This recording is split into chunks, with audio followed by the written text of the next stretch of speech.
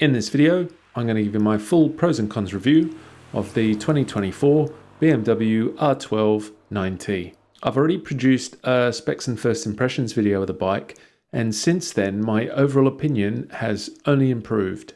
Since I've had the bike, I've set up the controls so it suits me better, and I've also dialed in the preload, compression and rebound damping on the suspension to suit my riding style, which I'll go over later in the video.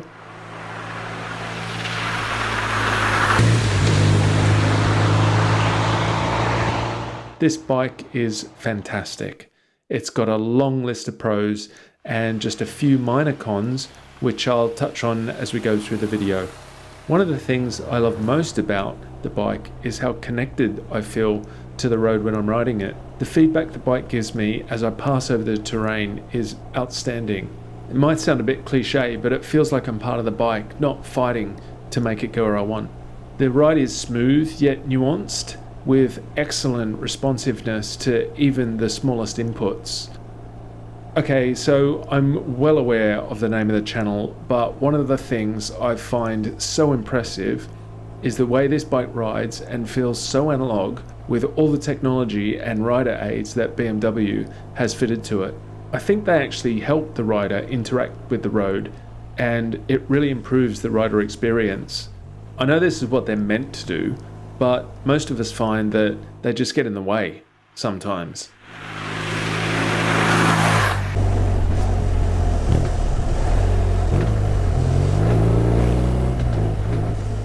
I'm not a racer, but I like to ride smooth and controlled, and I think this bike understands the way I like to ride, and it makes it really easy for me. If you haven't ridden this bike, I urge you to take it for a test ride so you can see what I'm banging on about. I'm not going to go over every single detail about this bike, but I am going to tell you the things that I find interesting about it and what I think stands out. But first, a tiny bit of history. The BMW R9T was first released in 2014. It was introduced to celebrate BMW Motorrad's 90th anniversary, blending classic styling with modern technology and marking the beginning of BMW's modern heritage line. When I found out I'd have this bike for a while, I started researching all about it, which is what I usually do when I find I'm getting a new bike. But having never ridden one before and not knowing much about them at all, I found the whole lineup a bit confusing. Basically, what I've learned that this year there's the standard R12, which is a cruiser, then there's the R12 9T, which is more of a roadster, and finally the option 719 version is basically an R12 9T with all the custom BMW option 719 additions. And that's the one you're seeing here. Because the range is so customizable and there are a lot of variations, and to someone unfamiliar with it, it can be a bit confusing. But after digging into it, I've got a better understanding now, and hopefully that clears it up for you too. Even though this is the option 719 package bike, I think the look is still fairly understated and it didn't attract too much attention, which I like, aside from the more discerning riders who knew what they were looking at when they looked at it. Before riding the BMW R12 9T, I didn't realise bikes could feel this good and offer so much feedback to a rider. The bike feels incredibly natural, even with small inputs or shifts in weight noticeably affecting how it tracks. Sometimes I feel cramped on these style of bikes at 6'1", but the bike felt great.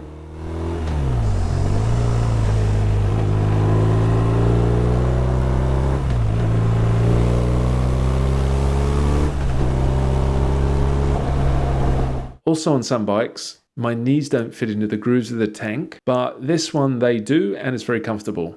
The bike has wide bars, which suits my long arms and helps me yank the bars either way. The first day I rode the bike, I felt the reach was a touch long, but I've adjusted to that now. Since I've had the bike, I've made some minor adjustments to the levers and pedals to suit my riding style, which has improved things a lot. At 211 kgs, the R12 9T isn't the lightest bike, but it doesn't feel heavy, and the boxer engine keeps the weight down low on the bike. The frame is steel, which I think helps the bike's overall feel as compared to aluminium frame bikes, which are known to be more stiffer overall. I did notice that the foot peg system on the bike helps you grip the bike more with the inside of your foot, more than on any other bike I've ridden actually. I like to ride with the ball of my foot on the pegs rather than the arch of my foot, so I suppose I notice that because of that. I haven't ridden the R12 Cruiser yet, but I'm told by a few people that I know who've ridden it that I really like it. I like Cruisers a lot for all the reasons I like this bike, and I'll be riding that one ASAP, I'm sure.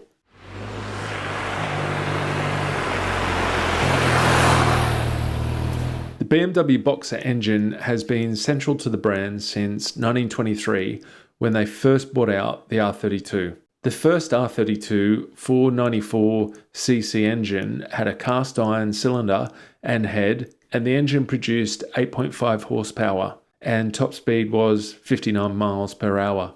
The engine featured a recirculating wet sump oiling system too, at a time when most manufacturers still used a total loss oiling system. If you don't know what total loss oiling is, it's when the engine just burns the oil and releases it into the air.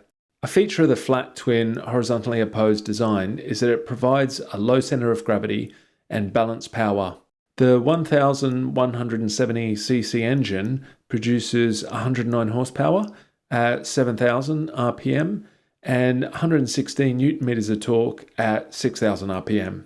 I really like that BMW have kept the air and oil cooling on this bike, and it helps give the bike more appeal to the riders that like the way things used to be.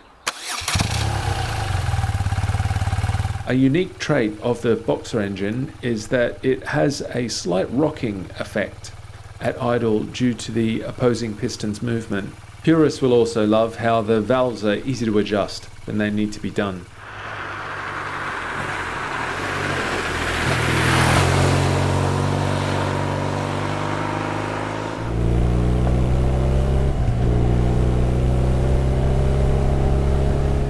Coming into autumn here, so the heat wasn't really an issue, and at no stage did I feel the engine was getting hot at all.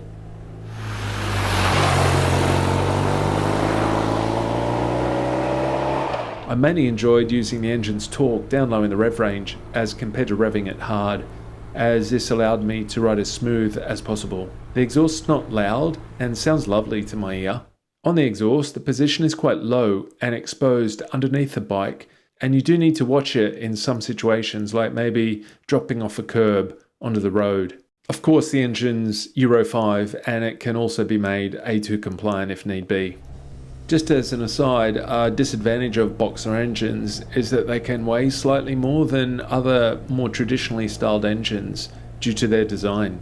Because of gravity, their layout requires more material for support because they're on their side. And obviously there's the two cylinders and heads and other components on each side of the engine, so, you know, that adds up. Oh yeah, and don't drop it, because you'll definitely scratch a cylinder head.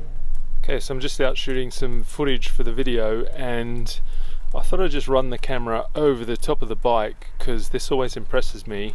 So have a look at those two cylinders there, sticking out.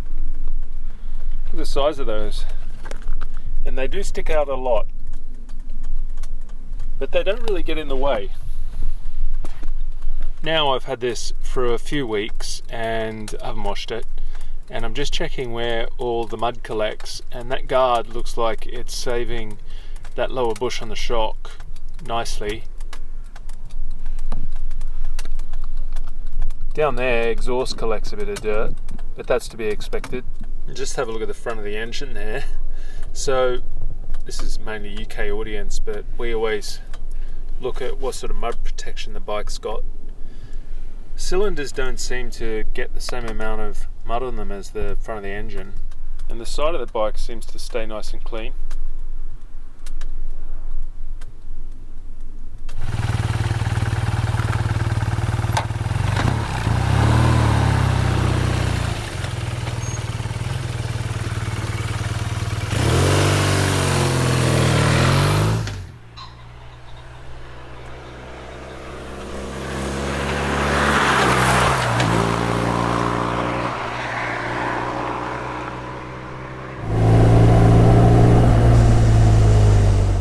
BMW's design here also has a shaft drive, which also adds to the weight of the bike as compared to a chain drive.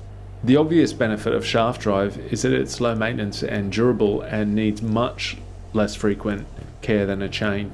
This bike had the optional quick shifter for shifting on the go without using the clutch. Many riders enjoy this feature.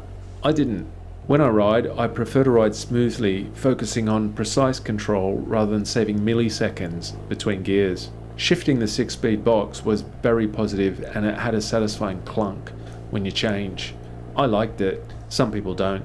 The R12 NineT has a single plate dry clutch and uses one friction plate to connect the engine and transmission as compared to many plates. Unlike wet clutches, it operates outside the oil bath, providing direct power transfer. This design simplifies maintenance but can heat up quickly and wear out faster without oil cooling. I really like the suspension on this bike too. After my first impressions video, I went ahead and reset all of the suspension settings back to standard so I had a baseline for my adjustments. Alright, so we're in the workshop now just adjusting the preload, compression and rebound damping on the front forks and the shock.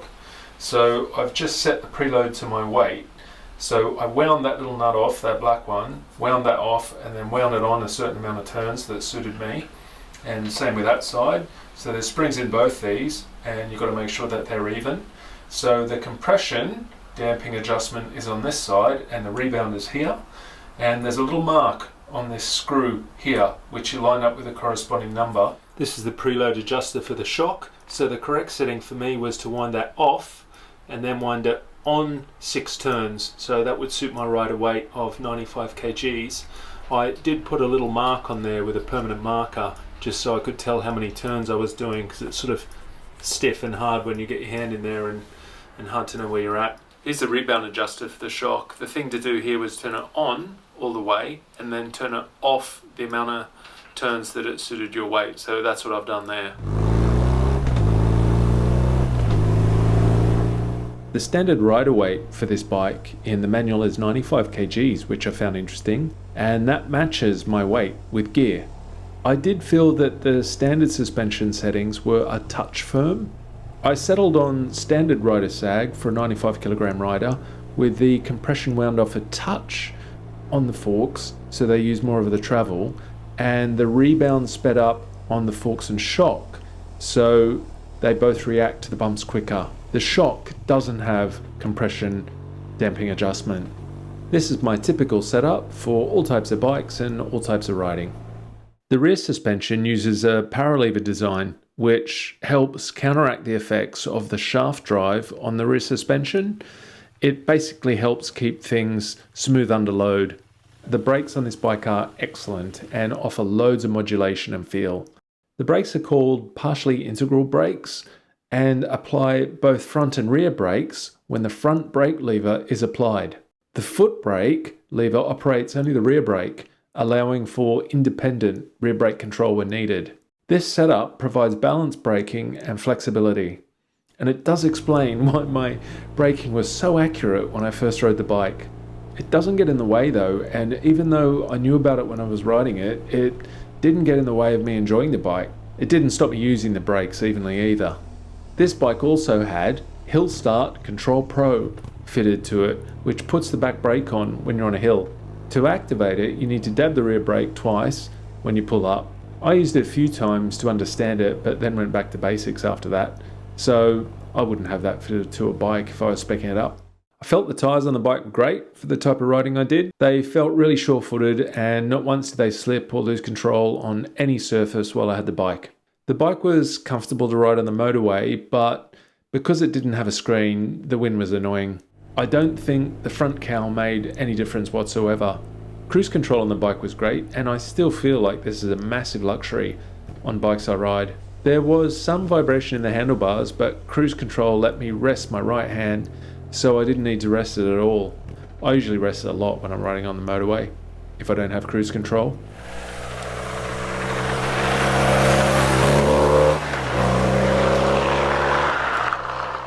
My understanding is that you could get just under 200 miles per 16 litre tank on the bike, but there's no way I was going to risk working that out for the time that I had the bike because there's no fuel gauge.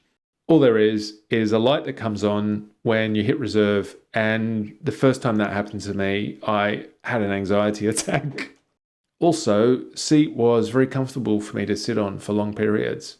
I think the technology on this bike is outstanding, and what makes it even better is that it helps the bike feel natural and balanced and doesn't get in your way. This bike was fitted with a digital display, which is an option over the standard analog dials. I actually like using the digital display, and it was handy when I was setting up the bike, although it loses a point because it doesn't have a fuel gauge.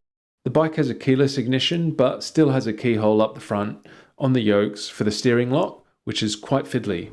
Here's some of the standard technology that I like that comes with a standard bike.